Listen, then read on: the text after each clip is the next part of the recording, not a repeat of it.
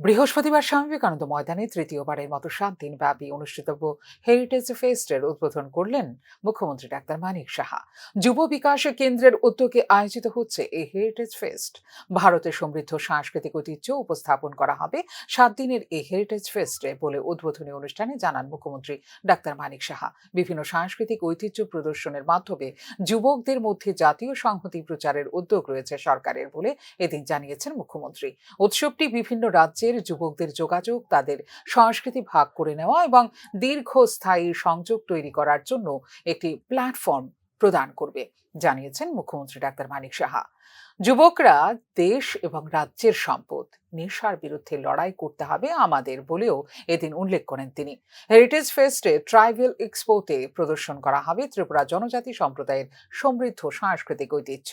माननीय प्रधानमंत्री जी हमेशा हर जगह विदेश में भी जाते हैं, वो कहते हैं हमारे यहाँ सबसे बड़ा रिसोर्स है हमारा युवा।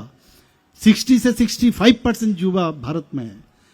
तो ये यूथ को लेके वो जैसा प्राउड फील करते हैं, हम भी त्रिपुरा में ये प्राउड फील करते हैं कि हमारा यूथ यहाँ पर सबसे बड़ा हम लोगों के लिए ये एसेट है।